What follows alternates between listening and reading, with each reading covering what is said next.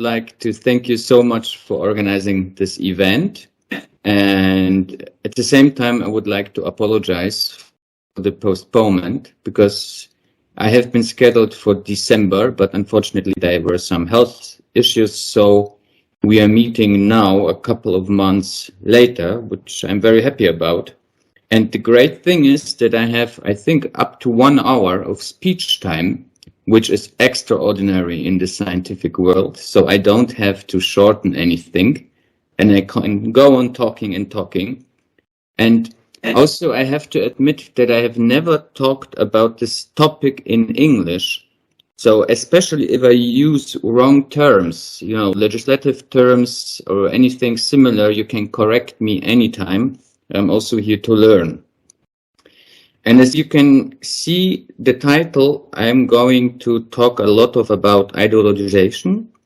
And I mean, already the usage of the phrase in the title, which says mowy Górnoślązaków, so I don't know, idiom or vernacular or whatever in English, you can see it is a makeshift construction, and it is done in order to not to anticipate any categorization of the speech of the Silesians.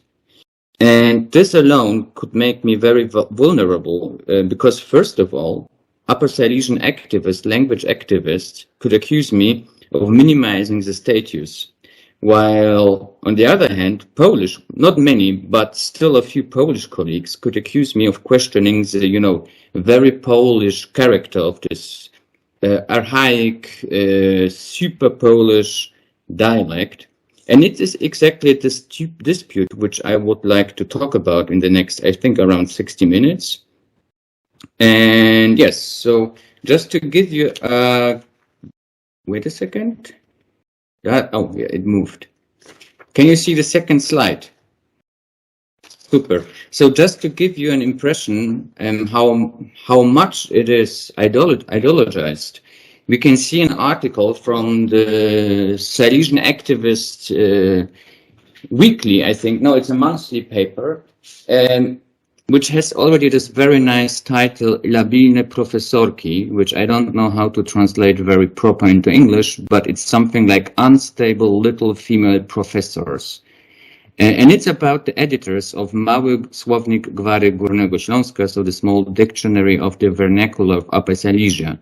And Gałuszka says that the term gwara, vernacular, is very often used with full intent by circles that are not favorable inclined towards the Silesian language, and which are primarily concerned with showing the alleged superiority of the Polish language over the Silesian language.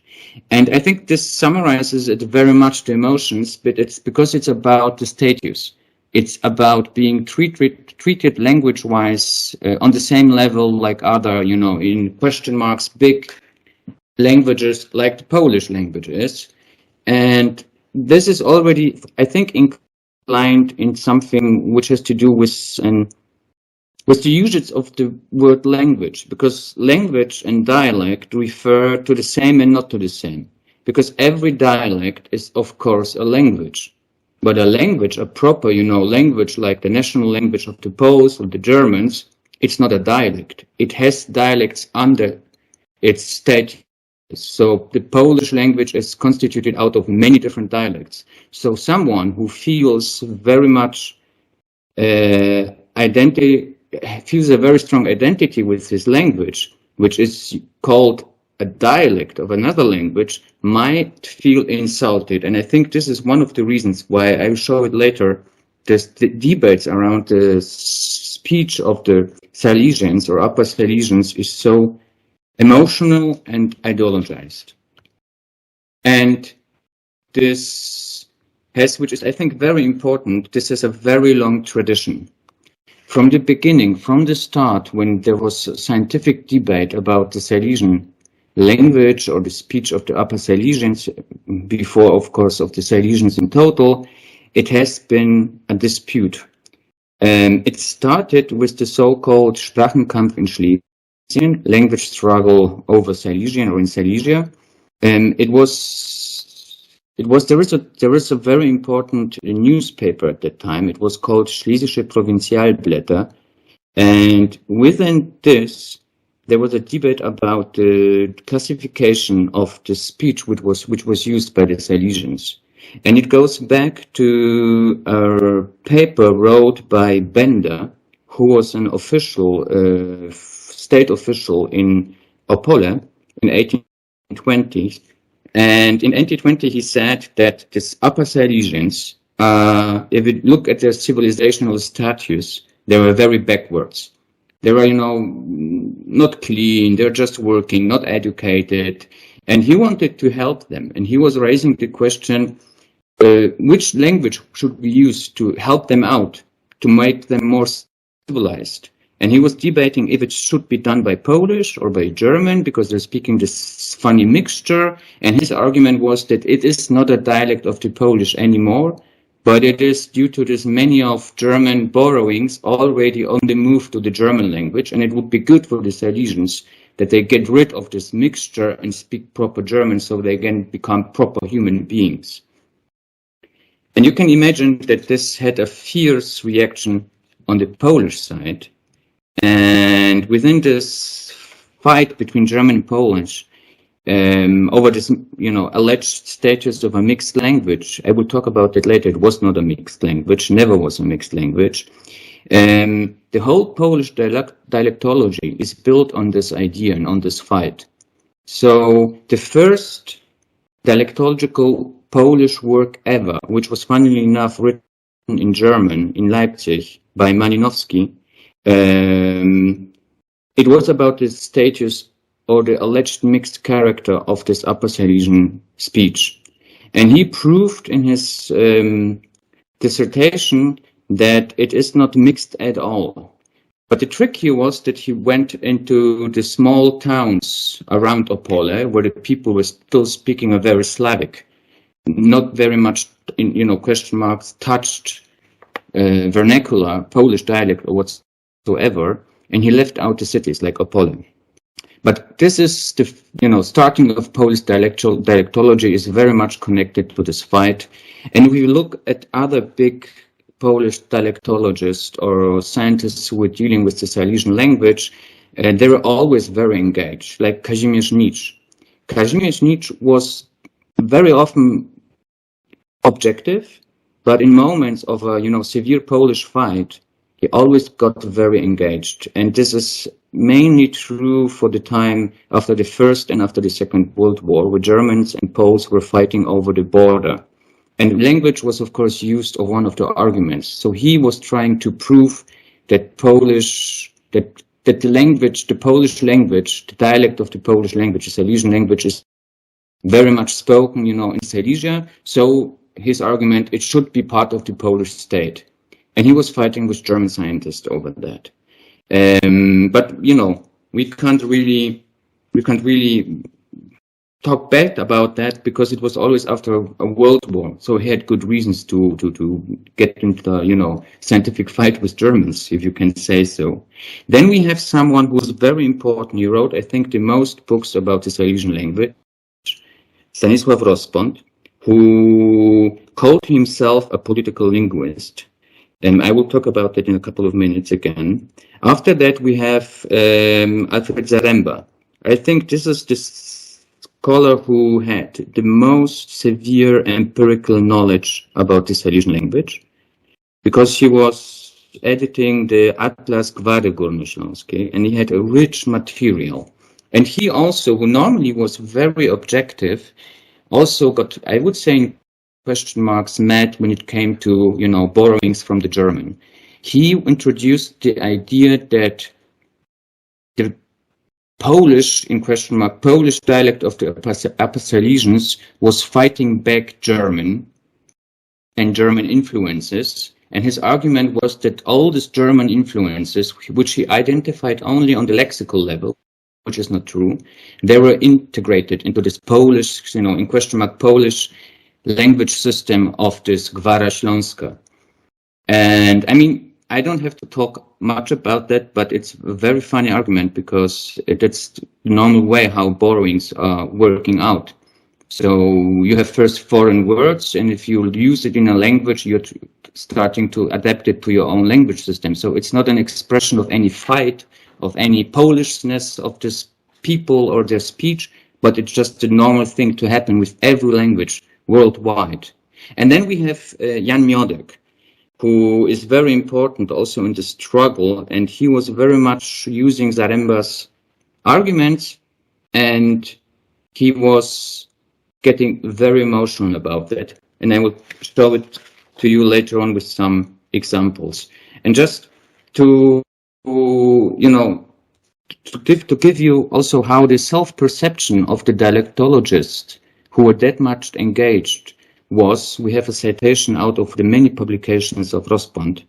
And he says here basically that his works on the history of the Polish in Silesia, the Polish language in Silesia, that we can speak here about in a positive sense, he says, a political linguistic work. That means it is simply patriotic, it is unfalsified, it presents just facts, and it's just objective in its commentary. And for him, it was always one question, which needs an honest answer. Who was here first, the Germans or us Poles? So we can see quite bluntly that in this process, especially after the Second World War, and this is the historical context, which we shouldn't forget it. So it's not about judging, but just showing how it worked out for the Polish dialectology. It shows that the Polish linguists reduced themselves very much to a purely combat science. It was just about fighting the Germans and proving that everything is very Polish, and that's why it should be part of the Polish lands, especially after the westward shift.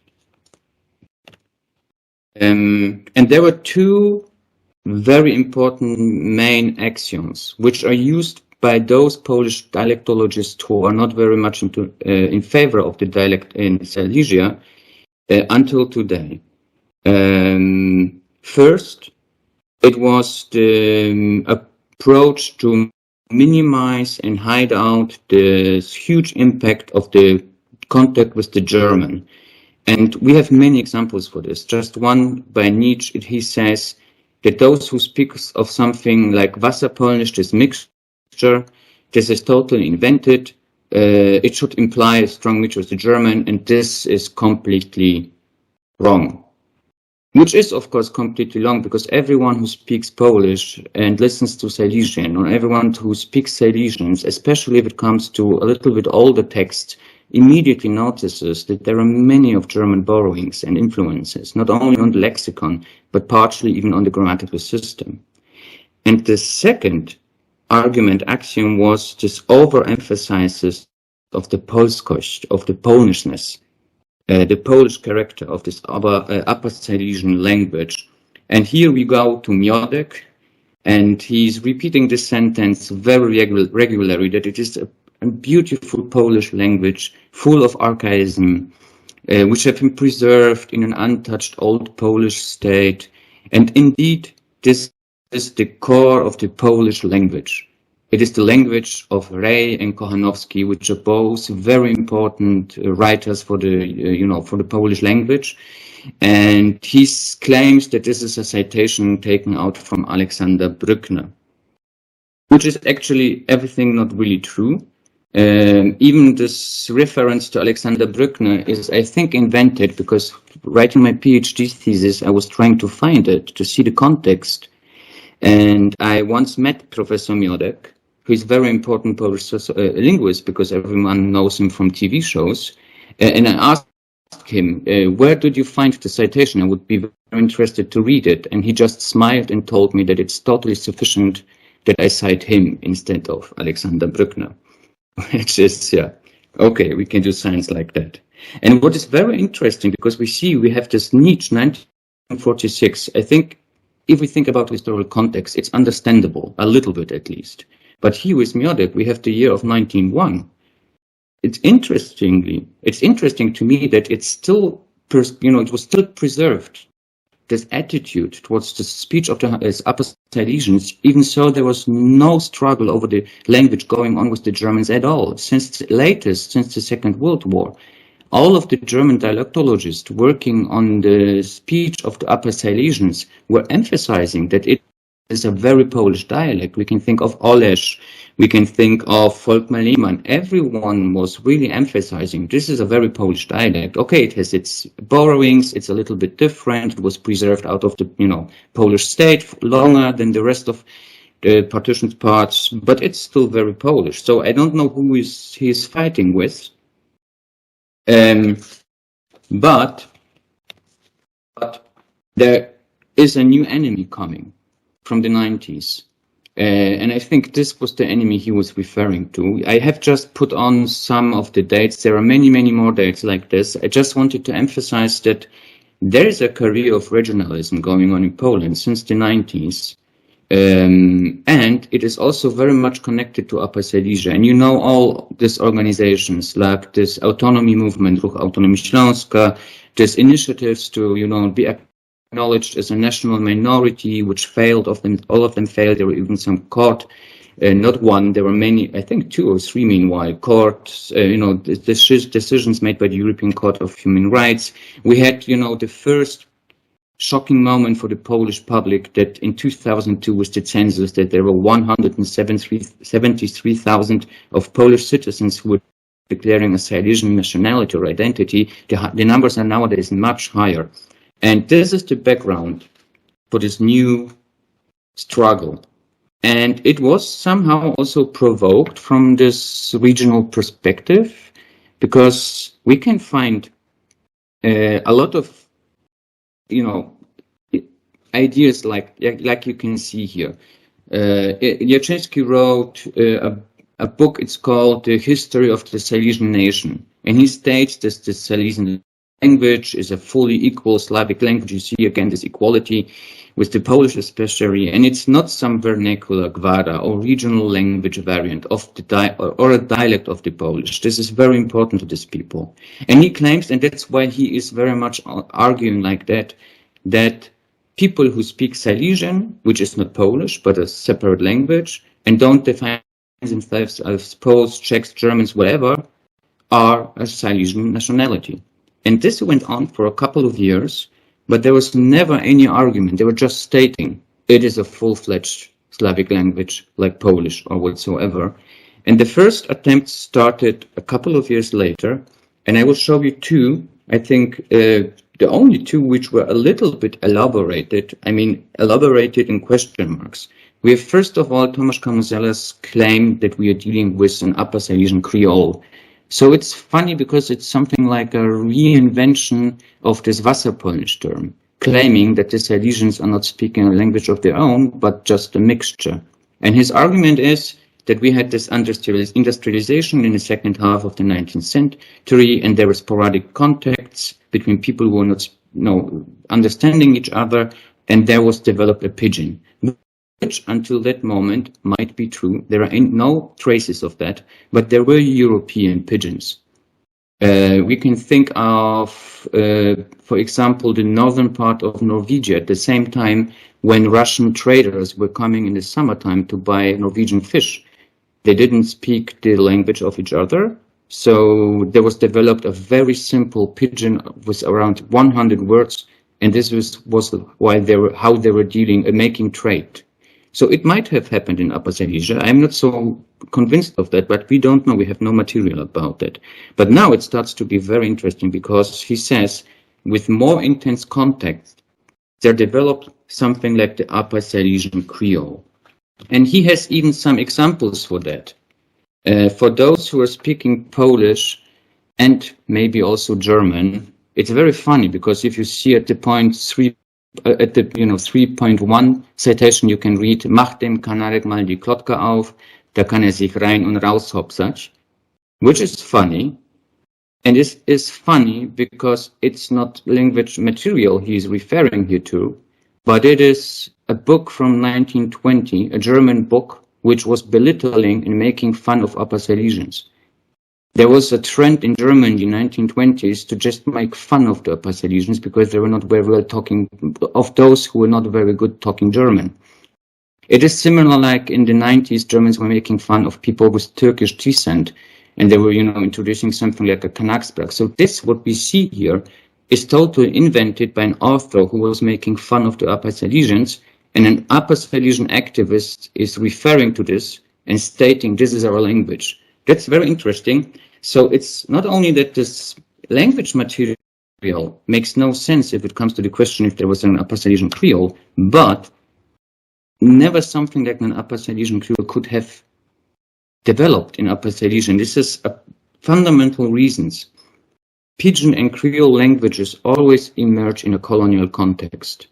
And the reason for that is that if you imagine the colonies were not good places for slaves. In the beginning, the slaves sometimes didn't live longer than 5-6 years in a colony because of the bad circumstances. They were dying like, very quickly. It was cheaper to import new slaves than to take good care of these humans. They were not treated well. And in this moment, and upon that, the slaves were caught in very different regions of Africa. So they were not able to communicate with each other. At the same time, the Europeans were not teaching them their language because they didn't treat them like humans. And there were many different people. They didn't share a common language, so they had to invent a new language out of the nothing. And this is why Creoles always were developed, and just only in colonies. And this is also, of course, with the second point here to do, that we can claim in Upper Silesia there was a widespread, natural and educational, so first and second bilingualism. So the people had no reason to invent a new language. They could communicate to each other. Most of the Upper Silesians in the second half of the 19th century were better or worse speaking German. They did not have to invent any new language. And because it was invented out of the nothing, a Creole, this is the interesting for linguists, very interesting part about Creole languages, that they were invented out of the nothing. The structure of the language is totally new. It's not connected to anything else. The lexicon can be connected. Most often it is connected to the colonial donor language, so English or Hispanic or whatever. But we can say that Creole languages, you cannot grammatically trace them back to another language. And even if we admit that the Upper Silesian is a language of its own, grammatically, it's a Slavonic language. It's very similar to Polish, to Czech, to Slovak, whatsoever. So this was not really convincing, and still it was cut up by the second edition of the Sierczyński book on Silesian history, where he claims or follows Kamuzela that there is a Slavic German nation there, like the Swiss, a German Romanic nation. I don't think that the Swiss would like that. And similarly, just as no Swiss language developed in Switzerland, in Silesia, the Slavic Germanic Upper Silesian Creole acquired a too low communicative status to turn into a national language. And I think even here, the Swiss wouldn't really see their language situation like that. But you can see that there was a political aim to develop something like a Creole, just to claim we are not Polish, we have a separate language. Yes. Another try to convince the Poles that Silesian is not Polish is also a quite funny one, because Faruga, together with Roczniok, they registered a Silesian language at, the biggest library in the world, in the Library of Congress of the United States of America, within the ISO 6393 standard, and it had this abbreviation SZL, Śląskoznawcze language. And they went on claiming that now even the Americans, the biggest library in the world, scientists, people who know stuff, that they said there is a Śląskoznawcze language. But if you have a closer look, this /3 standard is a code for all languages in the world, because there are three codes, 1, 2, and 3. The first one is just for national languages. The second one is also including minority languages. And the third one is for all languages in the world. So for living, extinct, as well as artificial languages. So we can find here Kölsch, which is an idiolect from Cologne. My former boss is Kölsch. He speaks Kölsch. But funny enough, we can even find Klingon here. So it's not a proof of nothing. It's just being, categorized. registered, like every other living language in the world. And what is important to understand, until now, we were just using language as one argument to be recognized as a national minority. And this changed very much with 2008.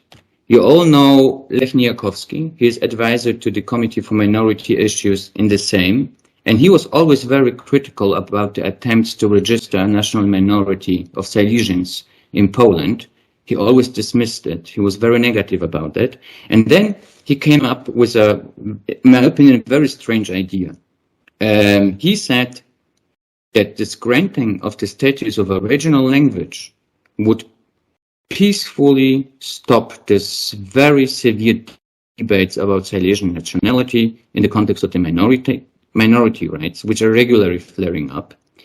And he says further on that the Silesian national milieus still would continue to advocate for the official recognition of the Silesians as a national minority, but, this is important, but they will not be able to claim that they want to obtain new rights, like the exception from the 5% hurdle. So this is, for me, astonishing that a scientist who is advising a committee on minority rights is not simply answering the question, are they a minority or not, but he is using here the minority right to outplay this nationalist, in question marks, nationalist from Silesia. He says if we give them this regional status, then it would be clear that they always just wanted to make money in the Sejm. That's basically his argument. Yeah. It would look like that if we would have had this regional status for the Silesians, which we don't have yet. But now, coming back, Lech Nyakowski even gives something like a roadmap. He indicated what to do to get this regional status. He's a sociologist. He has nothing to do with linguistics. And he says, first of all, these various Silesian organizations should unite. They should unite over the idea of codifying the Silesian language, and then, together, united, they should win over some authorities from the linguistics, and, most important in his opinion, I think, they should gain also political support, but from people with great authority. And it's because I have the impression that someone from Silesia, some of the activists reading Nyakowski's papers, because this is exactly what they have done just a couple of years later. What you can see here is the first Congress of the Silesian language. So they united people who normally didn't talk to each other, like, for instance, Roczniok with some of the linguists writing about the Silesian, or even with the autonomy movement. They united for this moment. They got some political attention and support. The patronage was taken over by Krystyna Bochenek, who was back in the days a quite important politician. She was marshal of the Sejm. There was this new consensus. Even Jolanta Tambor joined this event and was leading it for a while, which is quite astonishing because Roczniok publicly was speaking very bad about Tambor, and still they united. And they worked out a petition to deputies, and it was taken over by Deputy Plura. And even here we have some literature on issues like that. There's a very nice edited volume coming from the 90s. I won't talk long about that. Fishman is a very renowned sociologist, a sociolinguist, and he had even a collected edited volume about first congresses. And what is important, the first Congress really followed also other first Congresses. I don't think it was conscious, but there was a common problem definition. There is a problem, an issue with the vitality of the Gwara due to the lack of prestige. So it's just a Gwara, treated just like Gwara, another language. That's why it's vanishing. We can discuss this later because I'm not sure about that. The second step is the solution. We have to codify this, and we have to gain this regional language status. And we have an outcome, which was a resolution with academic recommendations. And these are, I think, quite important because from now on, these recommendations were always in the center of the political debate.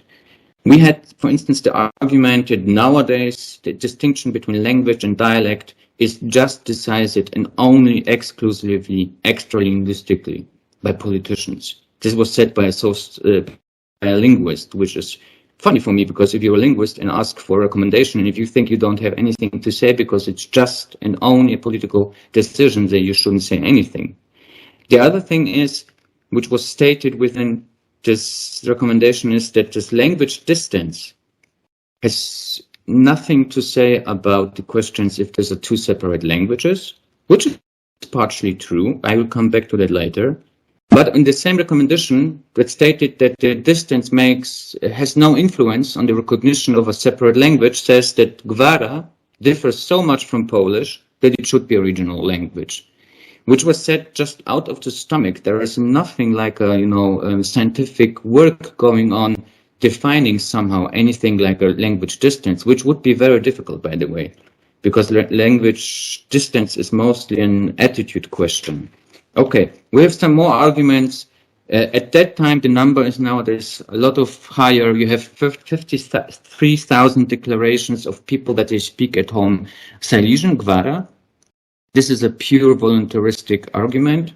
You know all of that from the nationality studies. I mean, just because a claim or a group claims to speak, I don't know, Moravian, they still can speak, Bavarian. I mean, just if a couple of Bavarians state to speak Klingon, it's not Klingon. It's more than voluntarism. That's the basis for accepting a new language standard, but it's not how we define a language. We have, they state that there are classifications practiced outside of Poland, which is not true. They're referring very often to internet forums, such as the Wikipedia in Silesian. I have never heard any scientist or linguist claiming that there is a new language just because we have a new Wikipedia version. They refer to the ESA code, which is not really convincing. And it's again and again over this claim that there is no natural transmission of the Silesian. And that's why we need a regional language, which is, I will come back to this later too, but maybe I can say here already 2 sentences, which is a very dangerous idea in this for the Silesian language. Because since around 100 years, we have witnessed this funny or strange development that in the moment when a small language got its standard version, it started to diminish. And why is it like that? I will tell you later, but no one was really reflecting on that.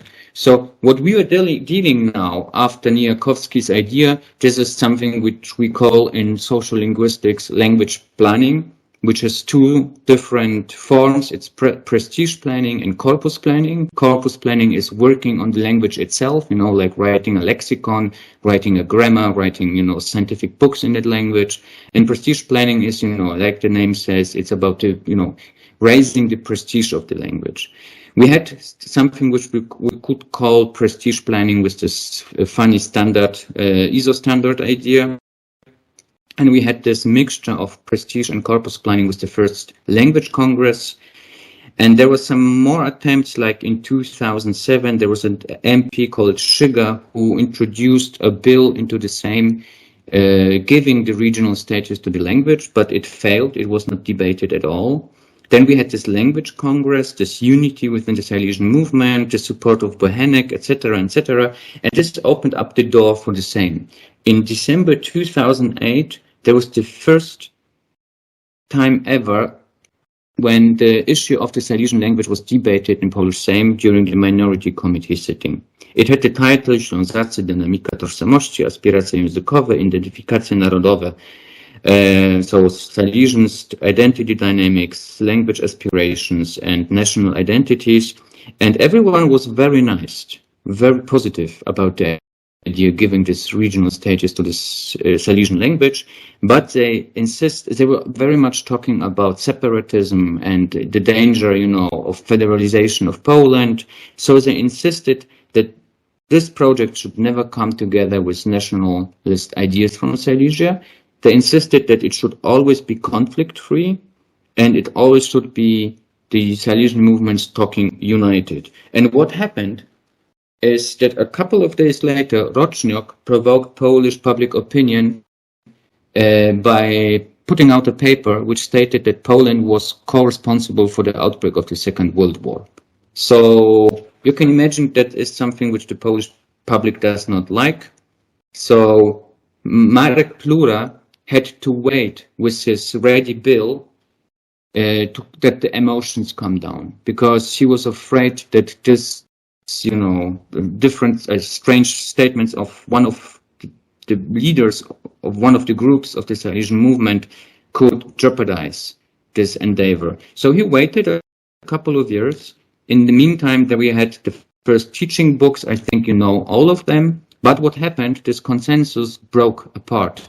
We had the first two teaching books in Silesian were a product of one committee, a commission, and this Upper Silesian movement broke apart. We have this official one, Slebikosz, which was led by Jolanta Tambor, and we have the second one, Slebikosz ABC, which was done by Roczniok.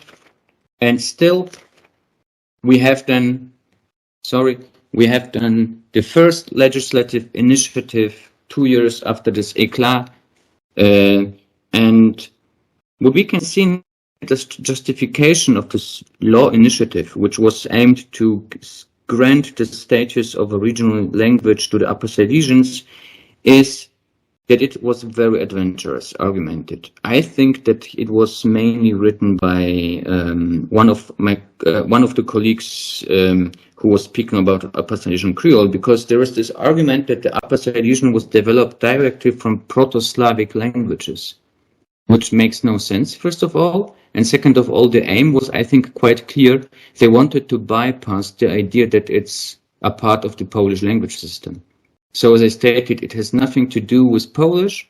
It was like, I don't know, even Ukrainian, developed directly out of the Proto-Slavic languages. So it's very separate, which it isn't.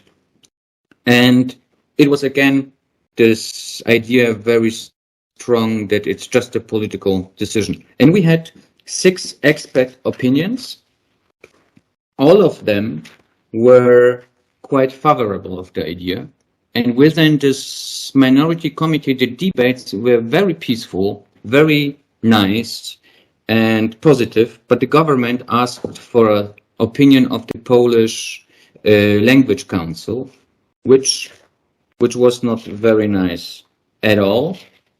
And I was talking earlier about that it's just the idea that it's just a political decision. Sorry, I forgot this slides. One of these recommendations said that in the moment when the Kashubian language received its regional status, it was then just because of this voting in the same, and only because of that original language, and because out of no other reason.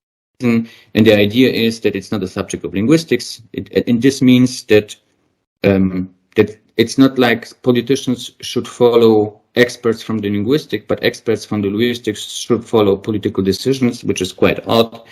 And then there was this expert opinion of this Polish Linguistic Council, which was very critical.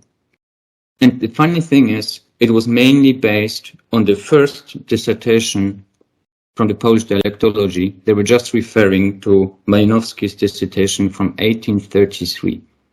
So this council of old males was reading books from even older males and not taking care of any scientific debate in between. And this was their argument, that it's very Polish, it's full of archaism, and it's such a beautiful Polish language, it can't be a separate language.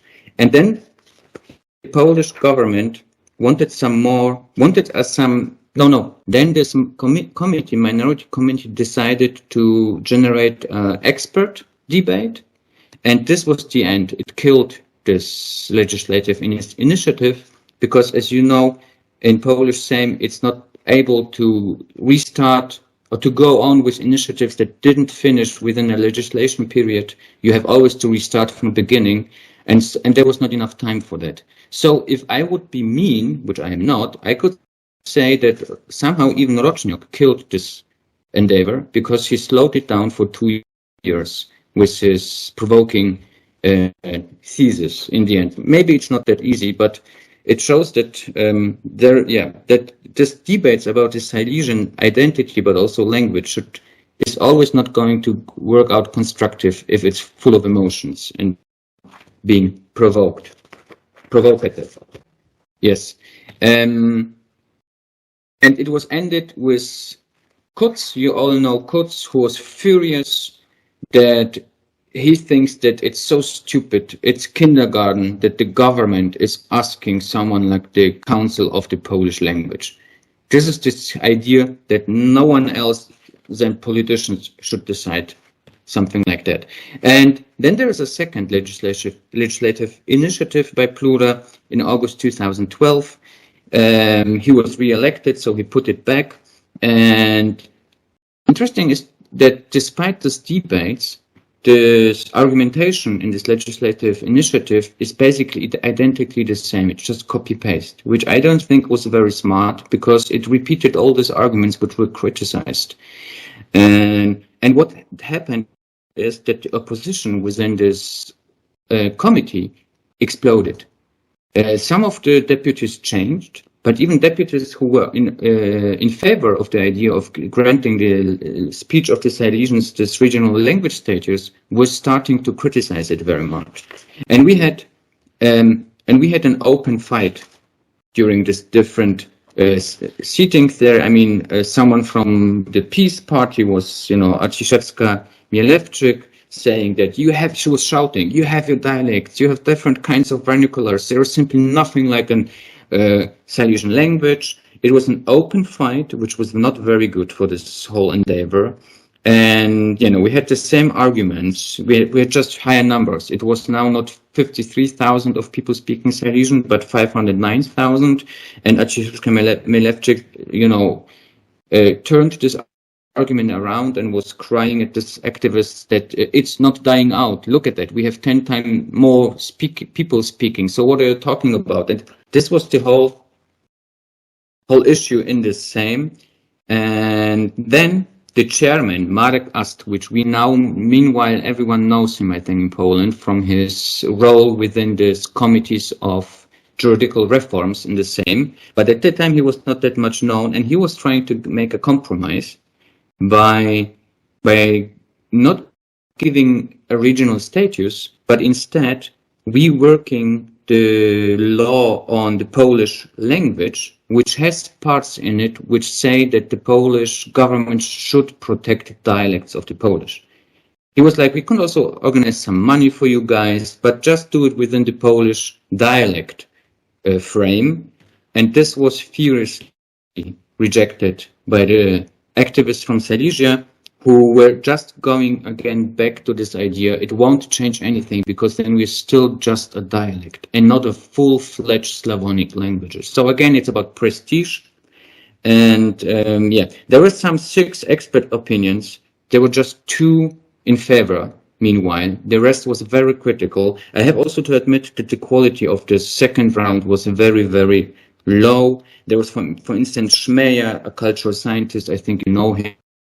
He was saying that he was referring to the Swiss Germans, which in her opinion were recognized as a separate language without a difference to this High German, which is actually the other way around. It's not recognized as a separate language, and it is very different from German. I mean, I'm living in Germany for 30 couple of years, and I can tell you no German speaker understands when someone speaks Swiss German. It's very different, and it's not actually it has no status as a separate language. It's just treated everywhere like a dialect of the German. We have some more very strange arguments of those who are supporting it, but we had really very aggressive recommendations by those 4 scientists who were not in favor of granting the status. First of all, Markowski, he's an historian, Andrzej Markowski. He was insulting the supporters of this legislative initiative. He said that they were completely ignorant. They were swindlers. They were insolent and full of arrogance. And they were troublemakers. And he was attacking personally Jolanta Tombor, really personally, in this recommendation, which is unacceptable. And he said, yes, you can see that it can be just said by lame who have no idea about the history of Slavic languages and do not read any research literature. We had Cząstek Szymon. She was speaking of manipulation, politicization, and she was stating that the real aim of this legislative initiative to grant the Silesian language regional language status, the real aim was a federalization of Poland and then a detachment of Silesia from Poland. So this all, separatist argument.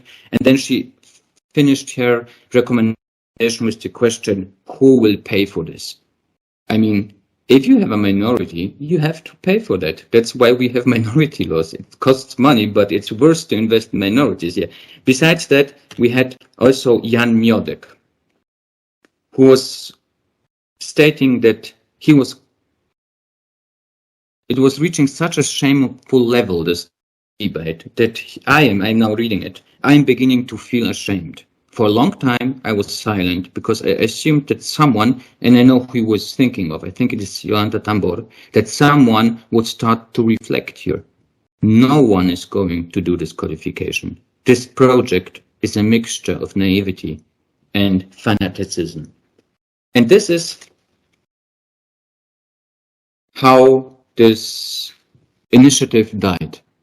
This initiative was not discussed anymore. You know how the Polish Sejm, not only Polish Sejm, works. It was put into the freezer and it was the end. And what is interesting maybe is that it was done during the majority of the PO.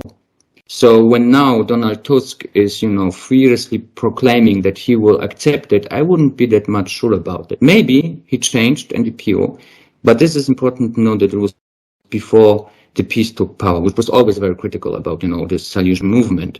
And instead of a conclusion, I would like to bring up 3 points.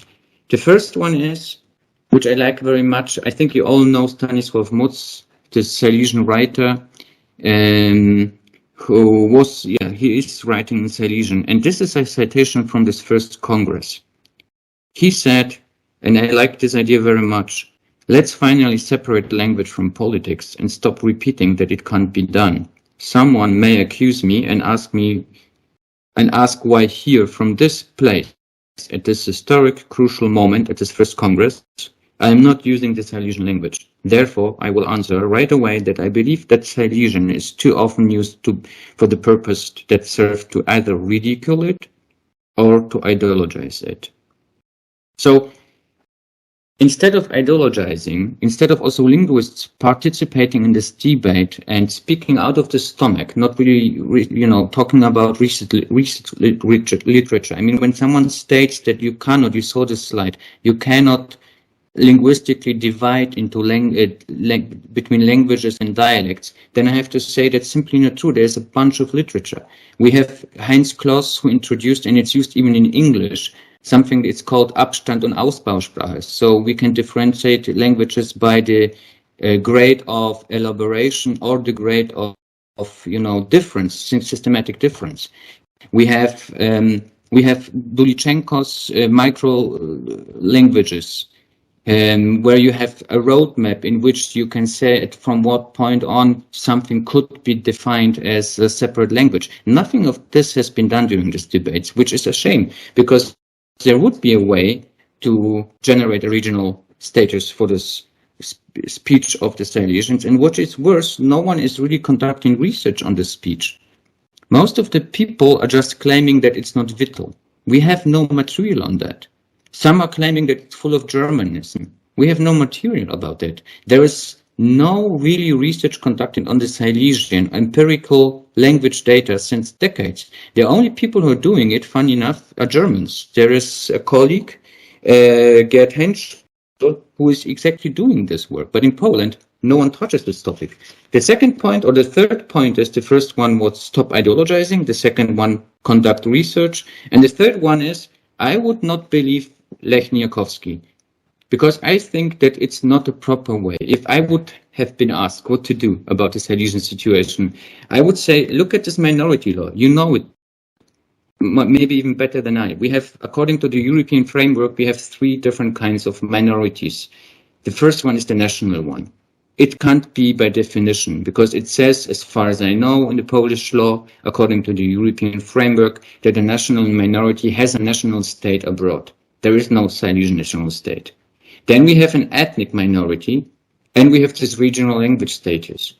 And all of the three there have the same rights, with one exception. The national minority can bypass the 5% hurdle. The rest cannot. But you receive the same amounts of support. There is really no difference. So I don't understand why we are going for this regional language status, which is very complicated. For linguists, everyone knows that it's not easy peasy to build up a language. It's not just about codification or alphabetization. This is the first and easiest step. After that, you have to elaborate grammars.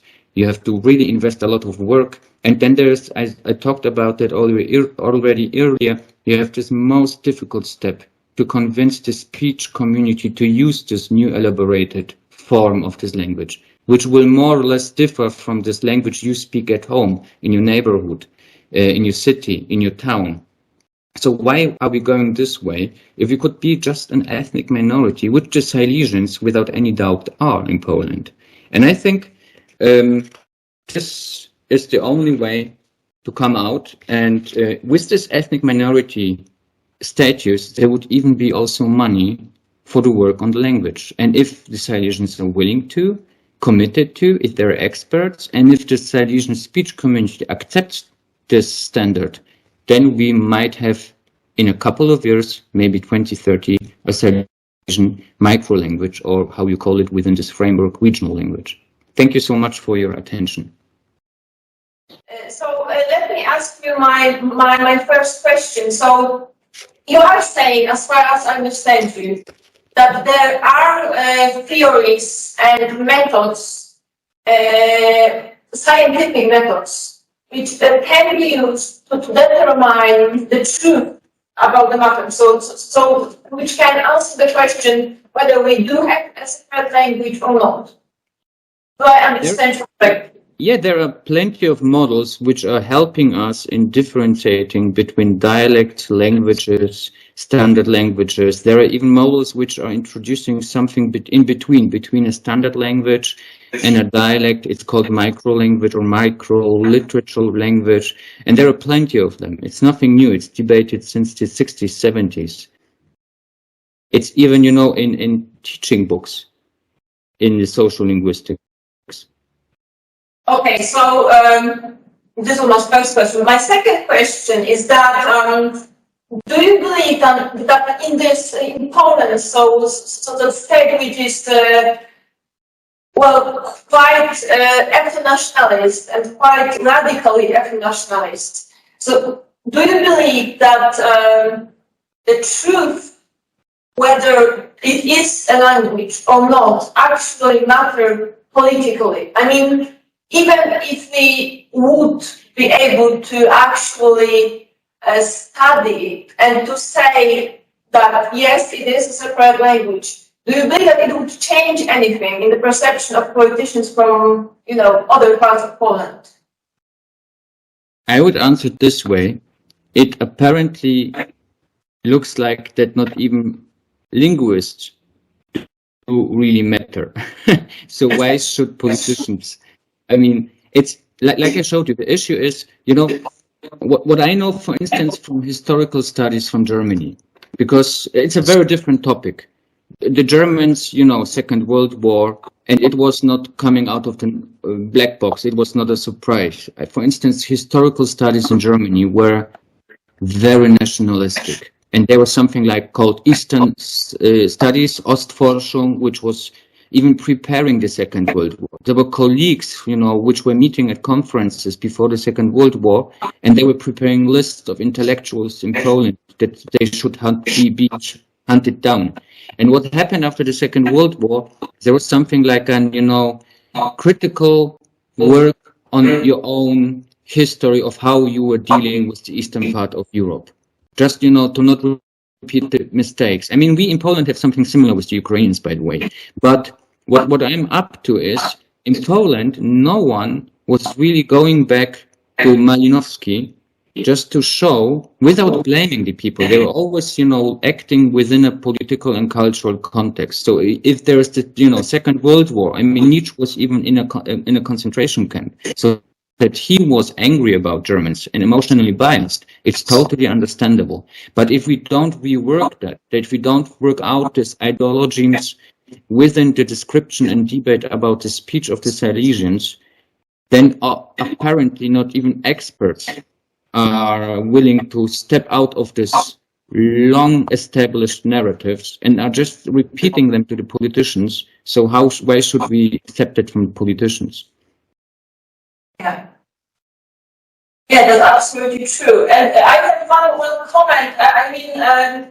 I do agree with you largely, in large extent, that actually the way of the recognition of regional language is not the best possible political solution, in my opinion, too.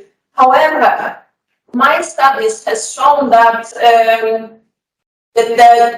if we are trying to struggle for recognition of ethnic minority, the problem will be actually the same, because this flashpoint in the conflict between Silesians and Poles is actually language. And every politician will ask, why are you ethnic minority? Because, you have the same religion as we do.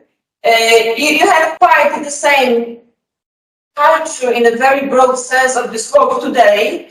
So what is actually this thing that differentiates you? And if it's not the language, which can be the third element, then you are Poles. And this is the argument which we actually hear today. So I think that even if we will be debating the recognition of Silesians as ethnic minority, we will come back to the problem of language either way. You are right. I think we don't disagree that much. My points are two, that this regional language status is upon that struggles very complex to be achieved. It's not easy pie, because many of these activists I was talking were like, we put out some, alphabet. And if you look at these publications, it's an alphabet which tries to be very different from the Polish one, just to show that we are very different, which again will be an issue if you want the speaking community to accept it. But it's just the alphabet, 2 textbooks, and we have a language. And this is simply naive. It's a very complex process which takes decades, and which the outcome is unpredictable. So I think that's why I wouldn't go this way, because I think that the Silesians are, because of their identity, which is defined also by language, but because of their identity, they don't feel like a proper Pole. We have all these polls, we have the census, and I would say that's, in a democratic state, if there are hundreds of thousands of people who say, we don't want to go out, we are not separatists, we don't want any federalization of Poland or anything, but we just want to be acknowledged with our specifics in language, in culture, why we don't do that? But I agree totally on you, it's not possible within this highly polarized Polish discourse in which nationalism is that important like in any other European society. And it's a pity. It's really a pity that it didn't work out with the first, legislative initiative, because when following these debates in this committee, minority committee, I had the feeling that they were very favorable. It was Tusk, actually. It was Tusk's government who stopped it. Yeah. Well, his recommendation a year ago was that Silesians should struggle for the language to be recognized, and I don't think that he realized that he was actually making the most false recommendation, because further polarization and conflict and aggravating this conflict is actually not the way to achieve any kind of solution for Silesians, which is needed. Sorry, I forgot to put on my camera. That's okay. Okay. I have The question, Wasserpolnisch. As Wasserpolnisch, what is the origin of this term? Oh yeah, it's a funny story.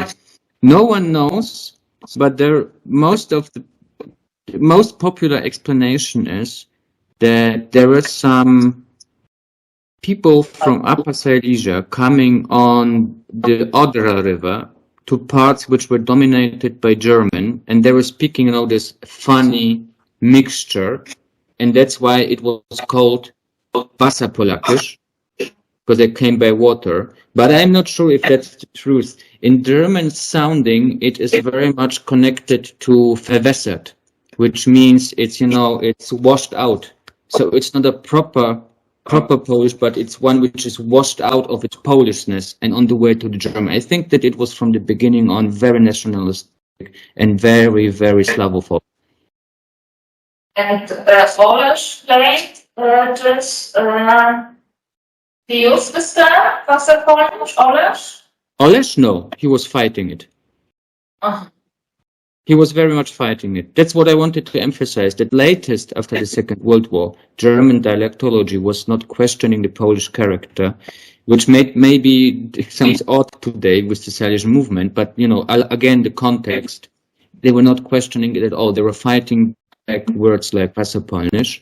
And to be honest, even people like Rospont or Nietzsche after the First World War, the majority of the German dialectology was not saying that it's a mixed language. These were just extreme voices, mainly even not from dialectologists, but from the publicistic discourse.